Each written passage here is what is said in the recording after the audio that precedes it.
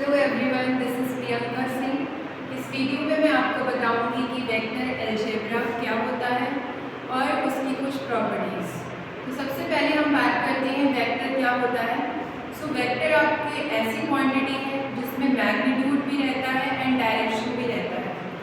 तो आपकी जो क्वांटिटीज हैं मीन्स आप कह सकते हैं वो दो पार्ट में डिवाइड है। सबसे पहला पार्ट होता है स्केलर क्वांटिटी, ओके, और सेकेंड इज वेक्टर क्वांटिटी। ये दो पार्ट में डिवाइड रहता है। जितनी भी आपकी मेजरिंग की क्वांटिटीज होती हैं, आप जानते हैं मास होता है वेट मेजर करने के लिए, वेट होता है, डिस्टेंस मेजर करने के लिए डिस्टेंस होता है, डिस्प्लेसमेंट होता है, इसी तरह से स्पीड मेजर करने के लिए वेलोसिटी होती है, एक्सीलरेशन होता है। ये सारी क्वांटिटीज दो पार्ट में डिवाइड है। फर्स्ट इज स्केलर और दूसरा है आपका वेक्टर। स्केलर मीन्स ऐसी क्वांटिटी जिसमें सिर्फ मैग्नीट्यूड हो, उसको आप कहते हैं स्केलर क्वांटिटी। और जिसमें मैग्नीट्यूड के साथ साथ डायरेक्शन होता है उसको कहते हैं वेक्टर क्वांटिटी। ओके, कुछ एग्जांपल्स हम देखते हैं। जैसे आप देख लीजिए मास, ये स्केलर क्वांटिटी है 10 kg 50 kg इस टाइप से। और अगर आप वेट की बात करते हैं, weight, so this is a vector quantity, क्योंकि वेट में आपका किस डायरेक्शन में वेट लग रहा है दैट इज ऑल्सो हमें कंसीडर करना पड़ता है। जैसे आप कहते हैं 3 kg डाउनवर्ड्स, तो डाउनवर्ड जैसे आप टेबल पे बैठे हैं तो वेट आपका डाउनवर्ड लगेगा। ओके, आपने एक बॉल को एक तार से बांध दिया, सो उसका वेट, बॉल का वेट किस तरफ लग रहा है, अपवर्ड लग रहा है। तो इस तरह से हम बैलेंस कर पाते हैं वेट को और किसी बॉडी को रेस्ट में लाते हैं। तो ये आपका वेक्टर में आता है, ठीक है। इसी तरह से यहाँ आता है डिस्टेंस। तो डिस्टेंस में सिर्फ मैग्नीट्यूड रहता है 7 किलोमीटर्स 5 किलोमीटर्स। और यहाँ बात करते हैं डिस्प्लेसमेंट। डिस्प्लेसमेंट मतलब 7 किलोमीटर्स टूवर्ड्स ईस्ट, इस तरह से डायरेक्शन भी साथ में लिखी जाती है। आपका इसमें और भी रहते हैं, टाइम रहता है, स्केलर क्वांटिटी, यहाँ पर आपके पास वेलोसिटी रहती है, एक्सीलरेशन रहता है। ये सारे आपके वेक्टर क्वांटिटीज होते हैं। इस तरह से बहुत सारी क्वांटिटीज है, डेंसिटी है, this is also vector quantity. इस तरह से आप क्वांटिटीज को डिवाइड करते हैं स्केलर एंड वेक्टर में। ओके, वेक्टर आप समझ गए होंगे जिसमें मैग्नीट्यूड भी हो और डायरेक्शन भी हो। तो हम इस वेक्टर को हमेशा इस तरह से रिप्रेजेंट करते हैं। जैसे ये r हमने ले लिया, सो दिस इज वेक्टर r। जब हम r के ऊपर ये एरो साइन लगाते हैं, क्योंकि ये एरो साइन क्या रिप्रेजेंट कर रहा है, ये आपका यहाँ से यहाँ तक, ये आपका मैग्नीट्यूड रिप्रेजेंट करता है। ओके, और ये एरो क्या रिप्रेजेंट करता है, डायरेक्शन। ये मैग्नीट्यूड प्लस डायरेक्शन मतलब वेक्टर। तो इसी तरह से सबसे पहले हम बात करते हैं पोजीशन वेक्टर की। पोजीशन वेक्टर का मतलब है कि हम किसी वेक्टर का पोजीशन कैसे डिफाइन करें। आपको क्या करना होता है, ओरिजिन की रिस्पेक्ट में उस वेक्टर का पोजीशन बताना होता है। ओरिजिन आप जानते हैं, जैसे मैंने इसको x y z एक्सिस ले लिया, सो this is called origin. Origin मतलब ऐसा पॉइंट जहां पर x y z तीनों कोऑर्डिनेट आपके 0 होते हैं। क्लियर? तो मैंने एक पॉइंट ले लिया x y एक्सिस में, सपोज p, ओके, और इसको ज्वाइन कर दिया मैंने एक वेक्टर से, इस वेक्टर से इसको ज्वाइन कर दिया। सो दिस इज r वेक्टर, इसका नाम दे दिया r। तो आप इसको कैसे डिफाइन करेंगे, so this is the distance of p और we can say that vector p from origin को। ये कैसे रिप्रेजेंट करते हैं, r आपका होता है, अगर ये कोऑर्डिनेट है आपके x y z, so this is x square plus y square plus z square, this is called magnitude. ये r वेक्टर का मैग्नीट्यूड आपका इस तरह से निकाला गया। ये कहाँ से आया, ये आया आपका डिस्टेंस फॉर्मूला से। आपको पहले से भी पढ़ा होगा कि अगर आपको OP, दो पॉइंट के बीच का डिस्टेंस निकालना है, तो क्या होता है, x minus 0 square, y minus 0 whole square, z minus 0 whole square और स्क्वायर रूट लगा देंगे। दिया R vector, that means magnitude निकाल दिया। सो ये क्या आपको देगा, मैग्नीट्यूड देगा। और डायरेक्शन आप देख सकते हैं, मैंने एरो इस तरफ लगाया है ओ से पी की तरफ, that means this is the direction. तो आपका आर जो वेक्टर है उसका ये मैग्नीट्यूड हो गया और डायरेक्शन आपका इस साइड हो जाएगा, पी की साइड। क्लियर? इसके बाद हम बात करते हैं, सपोज कर लेते हैं कि ये जो ओपी है, ओपी ये आपका कुछ एंगल बना रहा है x axis, y axis, z axis के साथ। ये जो वेक्टर है ओपी ये एक्स एक्सिस के साथ अल्फा एंगल बना रहा है, वाई एक्सिस के साथ बीटा एंगल बना रहा है और जेड एक्सिस के साथ गामा एंगल बना रहा है। ये हम सपोज कर लेते हैं। ओके,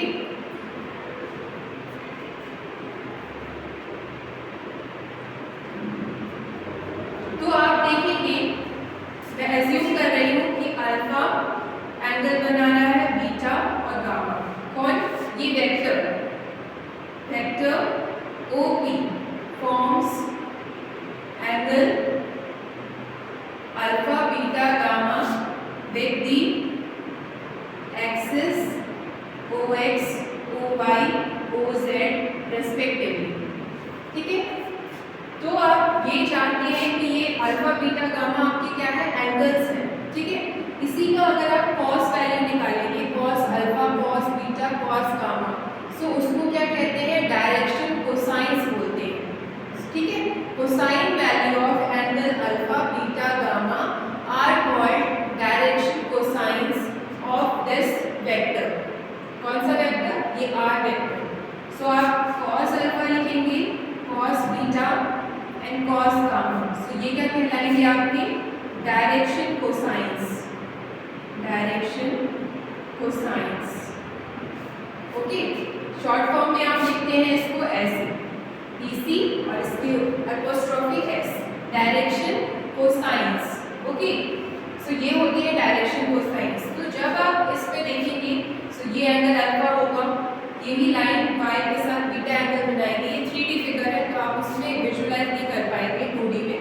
तो आप 3D अगर देखेंगे, आप कोई भी रूम देख लीजिए और उसमें देख लीजिए एक्स वाई जेड एक्सिस, और फिर एक पी पॉइंट कहीं पर भी दीवार पे या बीच में मान लीजिए जहाँ वैक्यूम है, और फिर देखिए कि कितना एंगल बना है, तो आप ज़्यादा एज्यूम कर पाएंगे।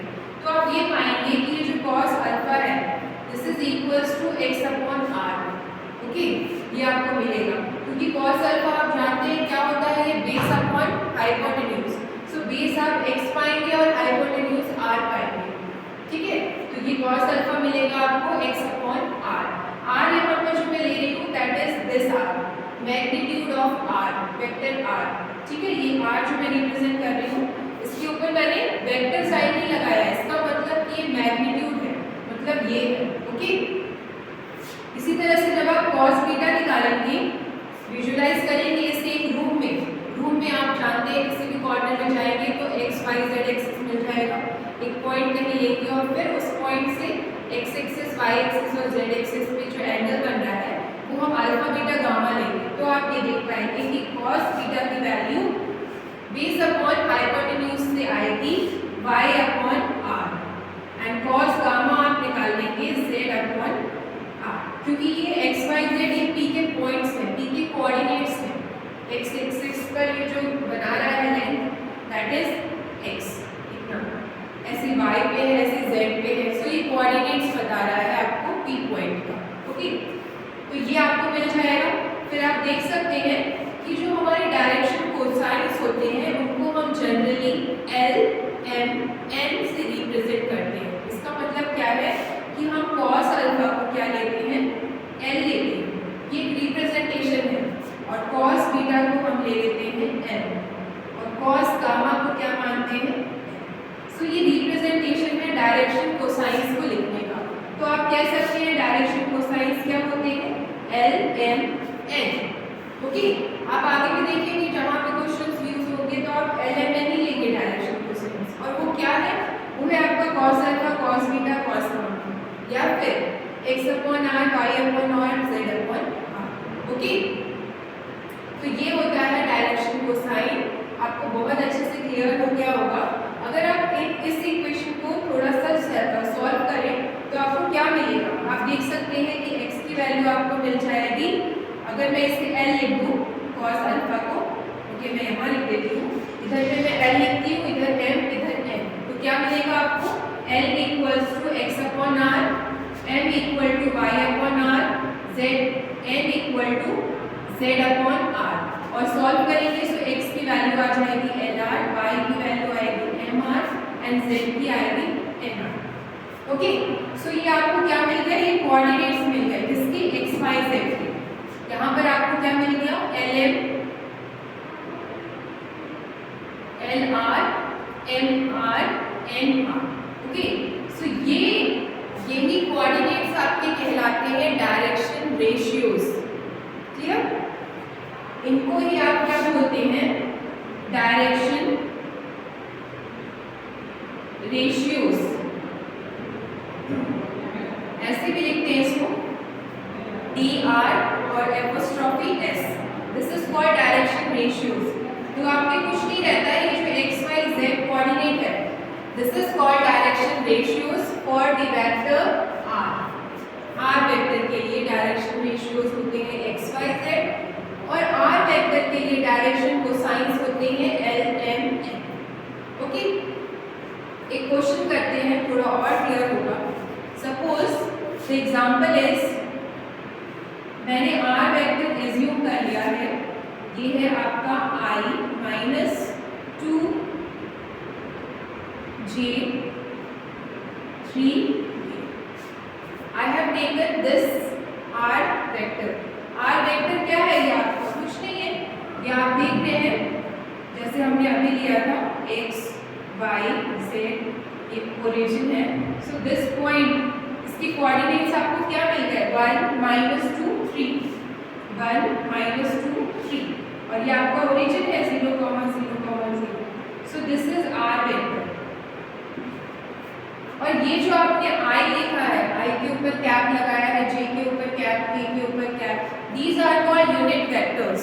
यूनिट वेक्टर्स मतलब ऐसे वेक्टर जिनका मैग्नीट्यूड 1 हो, that are called unit vector. ठीक है, तो आप जानते हैं कि 1 है जस्ट, और कुछ नहीं है, ये जस्ट रिप्रेजेंटेशन है। 0 से P का जो ये वेक्टर है R, उसको रिप्रेजेंट कर दिया हमने 1 I कैप पढ़ते हैं इसको, I cap minus 2 j cap plus 3 k cap. Okay, और I cap j cap k cap are unit vectors, ठीक है, जिनका मैग्नीट्यूड 1 होता है। तो अगर आपको ये क्वेश्चन दिया है, this is a example, write the direction cosines and direction ratios of vector R. Okay, आपका क्वेश्चन क्या है, ये वेक्टर गिवन है और आपको डायरेक्शन रेशियोज लिखने हैं एंड डायरेक्शन कोसाइंस लिखने हैं। तो देखिए ये बहुत सिंपल है, डायरेक्शन रेशियोज आप देख के बता देंगे, इसका कोएफिशिएंट 1 है, सो 1 हो गया x की वैल्यू, इसका कोएफिशिएंट -2 है, सो -2 हो गया, इसका कोएफिशिएंट 3 है, सो 3 हो गया। So this is direction ratios of vector R. ठीक है, ये हो गया आपका डायरेक्शन रेशियोज वेक्टर आर के लिए। अब आपको क्या निकालना है, डायरेक्शन कोसाइंस। डायरेक्शन कोसाइंस आप यहाँ से देख सकते हैं क्या रहते हैं, यही है डायरेक्शन कोसाइन, यही है direction cosine L M N. और वो कैसे निकालते हैं आप, x upon R, y upon R, z upon R. तो x y z आपको मिल गया है 1 माइनस 2 3, इसी के नीचे आपको r ले लेना है। r कहाँ से लेंगे आप, यहाँ से, this is r, magnitude of vector r। तो वेक्टर r जो है इसका मैग्नीट्यूड निकाल लीजिए। मैग्नीट्यूड कैसे निकालते हैं, तो आपको बताएं, जैसे ये r का मैग्नीट्यूड चाहिए, ऐसे लिखते हैं, या फिर आप सिंपल r लिख दीजिए। अगर आप r के ऊपर वेक्टर लगा रहे हैं तो मैग्नीट्यूड का साइन लगाएंगे, और बिना उसके लिख रहे हैं वेक्टर के तो simple r, that is also magnitude of vector r। इसका फॉर्मूला आप यहाँ से देख सकते हैं, अगर ये ओरिजिन के साथ बना रहा है, सो आपका ये हो जाएगा root of x square means 1 square minus 2 का square plus 3 square. So this is 1 plus 4 plus 9 which is root 14। ठीक है, ये आपका आ गया क्या, वेक्टर r का मैग्नीट्यूड। इसी को आप जब इससे डिवाइड कर देंगे डायरेक्शन रेशियो से, तो आपको डायरेक्शन कोसाइंस मिल जाएंगे। तो क्या मिलेगा, 1/√14 -2/√14 and 3/√14. So these are the direction cosines of this vector r vector. Okay,